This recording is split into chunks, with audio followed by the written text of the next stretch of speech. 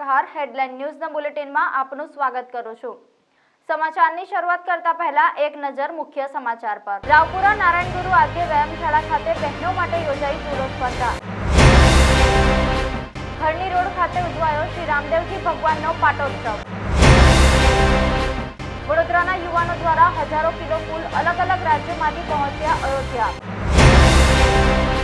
વિધાનસભા કોંગ્રેસ પ્રમુખ અમિત ચાવડાએ કહ્યું બોટ દુર્ઘટના માટે મેયર અને મ્યુનિસિપલ કમિશનર પણ જવાબદાર, એફઆઈઆર કરો। તો હવે જોઈએ વિગતવાર સમાચાર। રાજ્ય સરકાર દ્વારા રમશે ગુજરાત ખેલશે ગુજરાત સૂત્ર સાથે ખેલ મહાકુંભ સ્પર્ધાનું આયોજન કરવામાં આવે છે, જેમાં જિલ્લા કક્ષાએથી લઈને રાજ્ય કક્ષા સુધી પ્રતિભાશાળી ખેલાડીઓને શોધીને તેઓને રાષ્ટ્રીય અને આંતરરાષ્ટ્રીય કક્ષાએ પ્રતિનિધિત્વ કરવા પ્રોત્સાહિત કરવામાં આવે છે। હાલ ખેલ મહાકુંભ 2 અંતર્ગત વિવિધ રમત સ્પર્ધાઓનું આયોજન થઈ રહ્યું છે। જિલ્લા રમતગમત અધિકારીના માર્ગદર્શન હેઠળ યોજાતી આ સ્પર્ધામાં રાવપુરા નારાયણ ગુરુ આદ્ય વ્યાયામશાળા ખાતે મહિલાઓ માટે જુડો સ્પર્ધાનું આયોજન કરવામાં આવ્યું, જેમાં 70 જેટલા સ્પર્ધકોએ ભાગ લીધો હતો। આજે ખેલ મહાકુંભ 2.0નું વડોદરા ડિસ્ટ્રિક્ટની સ્પર્ધા નારાયણ ગુરુ આદ્ય વ્યાયામશાળા પર યોજવામાં આવી છે। આજે બહેનોની સ્પર્ધા છે ને બહેનોની સ્પર્ધામાં 25 કિલોથી સ્ટાર્ટ થાય છે છોકરીઓનું અને 70 છોકરીઓએ ભાગ લીધેલો છે। આજની સ્પર્ધામાં તો અમારા સંચાલક શ્રી આઝાદભાઈ સુરવે હતા અને અમારા કુસ્તી જુડોના કોચ શ્રી કૃષ્ણા કદમ।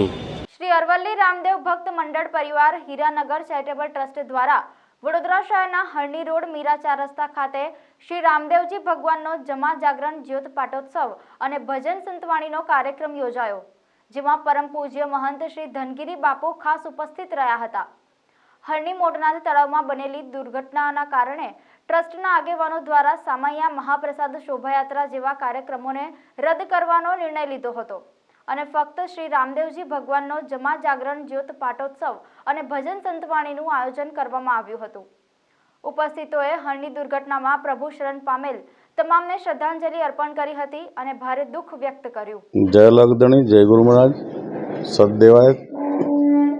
આજ રોજ તારીખ 19/1/2024 ને શુક્રવારે મહાસુદ નોમના દિવસે રામદેવજી મહારાજનો જમા જાગરણ જ્યોત પાઠનું આયોજન કરેલું હતું। એના પહેલાં બાપુની શોભાયાત્રા હતી, ડીજે હતું। આ બધો કાર્યક્રમ જે નાના નાના ભૂલકાઓ આકસ્મિક રીતે જે મરણ પામેલ છે એના હિસાબે આપણે રદ કરેલ છે અને ભજન સંતવાણીનો પ્રોગ્રામ જે છે બાપાનો પાઠ છે એ આખી રાત ચાલુ રહેશે। નમો નારાયણ, જય લગદણી, સત્ય સનાતન ધર્મની જય। હું ધનગીરી મહારાજ સંત શ્રી દેવાયત પંડિત ચેતન સમાધિ સ્થાન બાજકોટ મોડાસા અરવલ્લી। આજે 19 જાન્યુઆરીનો ભવ્યથી ભવ્ય પાટોત્સવ ભગવાન રામદેવજી મહારાજને નકળંક ધણીનો જમૈયોનું આયોજન વડોદરા ખાતે યોજાયું છે ને રામદેવ ચેરિટેબલ ટ્રસ્ટ મૂળ તો અમારા એ વિસ્તારના બધા હરિભક્તો અહીં વડોદરામાં વસે છે। વડોદરાના હરિભક્તો બધા દ્વારા સમૂહ આયોજન કરવામાં આવ્યું છે। રાત્રિ દરમિયાન સત્સંગ, ભજન, સંતવાણી, સંત મિલનનું આયોજન, ભોજન ભજન ભંડારો। વિશેષમાં વડોદરા ખાતે હમણાં જ એક અકસ્માત, નાના નાના ભૂલકાઓ અને શિક્ષિકાઓનું અકસ્માત દ્વારા મૃત્યુ પામ્યા છે। તો પ્રથમ તો આ જીવાત્માઓને શ્રદ્ધાંજલિ આપીશ, સત નમન કરીશ ભગવાનને, એમના શરણોમાં લઈ। આવું એક આકસ્મિક બની ગયું છે તો અમે કાર્યક્રમમાં ઘણું બધું કાર્યક્રમ ક્લોઝ પણ કર્યો છે કે એમાં સામૈયા શોભાયાત્રાઓ, વાજિંત્રો વગાડી, ડીજે વગાડવાના એક તમામ કાર્યક્રમો રદ કરી ફક્ત ભગવાનની આરાધના, અલગધણીનો પાઠ અને ભજન સંતવાણીનો કાર્યક્રમ રાખેલ છે। બીજા બધા કાર્યક્રમો રદ કર્યા। શ્રદ્ધાંજલિ સાથે આજના આ પ્રસંગની સર્વને શ્રદ્ધાંજલિ પણ શુભેચ્છાઓ। આ પાઠ પૂજા સત્સંગ ભાવ ભજનની વિશેષમાં 22 તારીખે રામલલ્લા પુનઃ પ્રાણ પ્રતિષ્ઠા અયોધ્યા મુકામે થઈ રહી છે, ત્યારે મને પણ આમંત્રણ મળ્યું છે તો હું અહીંથી જ વડોદરાથી સીધા અયોધ્યા જવાનો છું। ભગવાન રામચંદ્રની પુનઃ પ્રાણ પ્રતિષ્ઠા મહોત્સવની પણ સર્વ સનાતન ધર્મની ધારાને માનનારા હરેક હરિભક્તોને મારી શુભકામનાઓ સાથે જય રાઘવેન્દ્ર સરકાર, નમો નારાયણ, જય લગધણી. બોટ દુર્ઘટનામાં જીવ ગુમાવનારના પરિવાર પ્રત્યે રાજકીય પક્ષોએ સંવેદના વ્યક્ત કરી હતી. સાથે તો સત્તાધીશો સામે આક્ષેપો પણ કર્યા છે. વિધાનસભાના કોંગ્રેસના પ્રમુખ અમિત ચાવડાએ સ્થળ મુલાકાત લઈ મૃતકોને શ્રદ્ધાંજલિ પાઠવી હતી. તેમણે ઘટના માટે પાલિકાને જવાબદાર ગણાવી અધિકારીઓ, મેયર અને મ્યુનિસિપલ કમિશનર વિરુદ્ધ પણ FIR થવી જોઈએ તેમ કહ્યું હતું. કોંગ્રેસે જવાબદારો સામે કડક પગલાં લેવા માંગણી કરી હતી. ઉપર પણ લાગવો જોઈએ. સાથે સાથે સરકારે આખા ગુજરાતના આવા જેટલા પણ પિકનિક સ્થાનો છે, જાહેર સ્થાનો છે, એની સલામતી માટેની સમીક્ષા કરવી જોઈએ, વ્હાઇટ પેપર બહાર પાડવું જોઈએ અને સમગ્ર વડોદરાની જે ઘટના થઈ છે એની ન્યાયિક તપાસ માટે ખાલી SITના અહીંના અધિકારીઓની કમિટી બનાવવાથી નહીં ચાલે. હાઈકોર્ટના સિટિંગ જજ મારફત આની તપાસ થવી જોઈએ, જેથી કરીને આ એક કેસ બને અને ન્યાયિક તપાસ થાય, ન્યાયિક પગલાં થાય. તો હું માનું છું કે ભવિષ્યમાં આવા બનાવો બનતા અટકે. આજે પરમ કૃપાળુ પરમાત્માને પ્રાર્થના કરીને જે પણ માસૂમ બાળકો, એમના શિક્ષકોના જીવ ગયા છે, તમામને આત્માની શાંતિ માટે પ્રાર્થના કરીએ છીએ અને એમના પરિવાર પર જે આ દુઃખ આવ્યું છે એ સહન કરવાની પરિવારને શક્તિ આપે એવી પણ પ્રાર્થના કરીએ છીએ.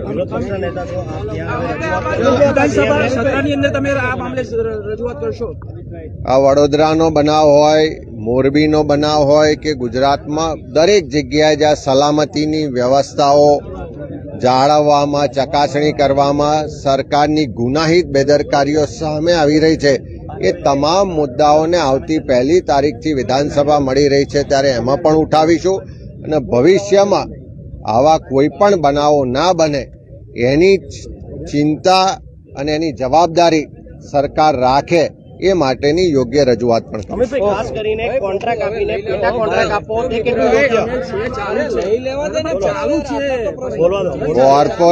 કોર્પોરેશનનું તળાવ કોર્પોરેશને ડેવલપ કરવા માટે આપ્યું, એના લાયસન્સો કોર્પોરેશને આપ્યા, એની ચકાસણી કરવાની, એની જાળવણી કરવાની, એની પર મોનિટરિંગ કરવાની જવાબદારી કોર્પોરેશનની હતી. એટલે કોન્ટ્રાક્ટરે ભૂલ કરી, પેટા કોન્ટ્રાક્ટરે ભૂલ કરી કે એની સલામતીના સાધનો નહોતા અને જે પણ બેદરકારીઓ રાખવામાં આવી, જે પણ ગુનાહિત બેદરકારી થઈ, એ તમામ માટે એટલે જ મેં કહ્યું કે કોર્પોરેશનના મેયર હોય, સ્ટેન્ડિંગના ચેરમેન હોય, કમિશનર હોય કે જવાબદાર અધિકારીઓ હોય, એ તમામ સામે પણ FIR થવી જોઈએ, એમની સામે પણ પગલાં લેવા જોઈએ. દેશના કરોડો લોકો અયોધ્યા રામ મંદિરની એક ઝાંખી જોવા માટે આતુરતાપૂર્વક રાહ જોઈ રહ્યા છે. ત્યારે વડોદરા શહેરમાં રહેતા 800 યુવાનો સાથે સામાજિક કાર્યકર્તા સ્વેજલ વ્યાસને મંદિરને ફૂલોથી શણગારવાનો પવિત્ર તક મળ્યો છે. સ્વેજલ વ્યાસે જણાવ્યું છે કે તમામ યુવાનો સતત સવારથી મહેનત કરી રહ્યા છે. આજે વડોદરાને સૌથી મોટું સૌભાગ્ય પ્રાપ્ત થયું છે. વડોદરાના યુવાનો દ્વારા મોકલેલા ફૂલોથી અયોધ્યા મંદિર પર ફૂલોનો અભિષેક કરવામાં આવશે. નવા મંદિરને ફૂલોથી હેલિકોપ્ટરના માધ્યમથી અયોધ્યા મંદિર પર વરસાવવામાં આવશે. આટલું મોટું સૌભાગ્ય વડોદરાને મળ્યું છે તે બદલ આખા વડોદરાના તમામ લોકો ગર્વ અનુભવી રહ્યા છે. જય શ્રી રામ. વડોદરાના યુવાનો 550 યુવાનો વડોદરા નગરીથી ગુજરાતથી અયોધ્યા આવ્યા છે. 25,000 કિલો 30,000 કિલો ફૂલ એકત્ર કરીને આખી અયોધ્યા નગરીને જ્યારે ફૂલોથી સજાઈ રહ્યા છે ત્યારે એનાથી સૌથી મોટું સૌભાગ્ય વડોદરાને મળ્યું છે. આજે અમે આ ફૂલોની પાંદડીઓ દ્વારા અયોધ્યા મંદિરને ફૂલોથી અભિષેક કરવાના છે હેલિકોપ્ટરના માધ્યમથી. અત્યારે તમામ ફૂલ હેલિકોપ્ટર પહોંચી રહ્યા છે અને હેલિકોપ્ટરથી મંદિર પર ફૂલોનો અભિષેક થવાનો છે. આજે પણ થવાનો છે, કાલે પણ થવાનો છે અને પરમ દિવસ પણ થવાનો છે. 3 દિવસ સતત ફૂલોની વર્ષા કરવાનો, ફૂલોનો અભિષેક કરવાનો સૌભાગ્ય વડોદરા શહેરને મળ્યું છે. અને જે કોઈ લોકોએ આમાં મદદ કરી છે તમામનો અમે દિલથી આભાર માનીએ છીએ. સાથે આ માળી સમાજના જે યુવાનો છે એ પણ અમારી સાથે અહીંયા આવીને એ પણ મહેનતથી તનતોડ તમામ 550 યુવાન દિવસ રાત મહેનત કરીને આટલી ઠંડીમાં પણ કામ કરીને આખી અયોધ્યા નગરીને સજાઈ રહ્યા છે. આ આખા વડોદરા શહેરનું ગર્વ છે. વડોદરાના એક નાગરિકને આ બાબત પર ગર્વ થવી જોઈએ. અને આ હિમવર્ષા આ ફૂલની જે વર્ષા થઈ રહી છે એ પ્રશાસને અમને આ તક આપી તે બદલ અમે અયોધ્યાના પ્રશાસનનો પણ આભાર વ્યક્ત કરીએ છીએ. જય શ્રી રામ. ઉમરગામથી અંબાજી સુધીના આદિવાસી જિલ્લાઓમાં ભ્રમણ કરનારી વન સેતુ ચેતના યાત્રાનો નવસારી જિલ્લામાં ઉનાઈથી ગુરુવારના રોજ મુખ્યમંત્રી ભૂપેન્દ્રભાઈ પટેલના હસ્તે શુભારંભ થયો હતો. આ યાત્રા બીજા દિવસે નર્મદા જિલ્લામાં આવી પહોંચતા નાંદોદ તાલુકાના ખુટાંબા ગામે જિલ્લાના અગ્રણીઓ, જનપ્રતિનિધિઓ અને વહીવટીતંત્રના અધિકારીઓ સહિત ગ્રામજનો દ્વારા રથ અને પધારેલા મહાનુભાવોનું પરંપરાગત ઢોલ નગાડા સાથે ભવ્ય સ્વાગત કરાયું હતું. આ યાત્રા રાજપીપળાના હરસિદ્ધિ માતા મંદિરના પ્રાંગણમાં પહોંચતા યાત્રામાં જોડાયેલા સૌ મહાનુભાવોએ માતાજીના ચરણોમાં શીશ ઝુકાવી દર્શન કર્યા. ત્યારબાદ પ્રાંગણમાં જ કલાવૃંદ ભજનીકો દ્વારા ભજન સંધ્યા યોજાઈ. વન સેતુ ચેતના યાત્રાનો શુભારંભ ગુજરાતના મુખ્યમંત્રી શ્રી ભૂપેન્દ્રભાઈ પટેલ સાહેબ, ગુજરાતના પ્રદેશ અધ્યક્ષ શ્રી સી આર પાટીલ સાહેબના હસ્તે ઉનાઈ માતાના મંદિરેથી કરવામાં આવ્યો છે. ઉમરગામથી અંબાજી સુધીની આ વન સેતુ ચેતના યાત્રા એનો મુખ્ય ઉદ્દેશ વન કર્મચારી અને વનમાં રહેતા લોકોનો એકબીજા સાથે સુમેળ થાય અને વનની અંદર ચેતના જાગે એ રૂપે યાત્રા કરવામાં આવી છે. ઉમરગામથી ચાલેલી યાત્રા લગભગ 14 જિલ્લાઓ પાસ કરીને 51 જેટલા તાલુકાના કનેક્ટ થઈને લોકોના કોઈ પ્રશ્ન હશે એને પણ અમે ચર્ચા કરતા આવ્યા છે. જે રીતે યાત્રાનો પ્રતિસાદ મળ્યો છે, ગઈકાલે યાત્રા ચાલુ થઈ ત્યાંથી રસ્તાની અંદર ખૂબ લોકો સ્વાગત માટે ઉભા હતા. સાથે સાથે રામ મંદિરનો રથ પણ અમારી યાત્રા સાથે ચાલુ છે. તેના દર્શન માટે બી ખૂબ સંખ્યામાં લોકો ઉપસ્થિત રહ્યા હતા. યાત્રા નિર્ધારિત કરતાં 2 કલાક લેટ ચાલી, કેમ કે રસ્તાની અંદર લોકોની એટલી ભીડ હતી. આજે જ્યારે રાજપીપળાની અંદર માં હરસિદ્ધિ માતાના પાટીગણની અંદરમાં આવ્યા છે ત્યારે અહીંયા ભજન સંધ્યાનો પણ કાર્યક્રમ રાખવામાં આવ્યો છે. અહીંયાના સાંસદ સભ્યો અને અમારા ધારાસભ્ય દર્શનાબેન તે અમારી સાથે યાત્રામાં જોડાયા છે. જે રીતે યાત્રાનો પ્રતિસાદ મળે છે, ગામે ગામ લોકો આ યાત્રાનું સન્માન કરવા માટે પણ લોકો ઉમટી પડ્યા છે.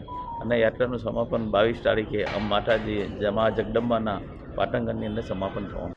સમગ્ર રાજ્યમાં તારીખ 18મી જાન્યુઆરીથી પ્રારંભ થયેલી વન સેતુ ચેતના યાત્રાના ત્રીજા દિવસે નર્મદા જિલ્લામાં વન પર્યાવરણ રાજ્યમંત્રી મુકેશભાઈ પટેલ નાંદોદના જુડા ગામે શ્રી સંકટમોચન હનુમાનજી મંદિર અને તિલકવાડાના ભાદરવા ગામે જય શ્રી ભાથીજી મહારાજ મંદિરે પૂજા અર્ચના સાથે આરતીમાં સહભાગી થયા હતા. આ યાત્રા દરમિયાન છોટાઉદેપુર સાંસદ ગીતાબેન રાઠવા, જિલ્લા પંચાયતના પ્રમુખ ભીમસિંહ તડવી, 148 નાંદોદ મત વિસ્તારના ધારાસભ્ય ડોક્ટર દર્શનાબેન દેશમુખ સહિત ઉપસ્થિત મહાનુભાવોનું સ્થાનિક લોકોએ ઉમળકાભેર સ્વાગત કર્યું હતું. સમાચાર સમાપ્ત કરતા પહેલા એક નજર મુખ્ય સમાચાર પર. રાવપુરા નારાયણ ગુરુ આદ્ય વ્યાયામશાળા ખાતે બહેનો માટે યોજાઈ જુડો સ્પર્ધા. ખરણી રોડ ખાતે ઉજવાયો શ્રી રામદેવજી ભગવાનનો પાટોત્સવ. વડોદરાના યુવાનો દ્વારા હજારો કિલો ફૂલ અલગ અલગ રાજ્યોમાંથી પહોંચ્યા અયોધ્યા. વિધાનસભા કોંગ્રેસ પ્રમુખ અમિત ચાવડાએ કહ્યું, બોટ દુર્ઘટના માટે મેયર અને મ્યુનિસિપલ કમિશનર પણ જવાબદાર, FIR કરો. આ હતા આજના સમાચાર. કાલે ફરી મળીશું નવા સમાચાર સાથે. ત્યાં સુધી હેડલાઇન ન્યૂઝની સમગ્ર ટીમને રજા આપશો. નમસ્કાર.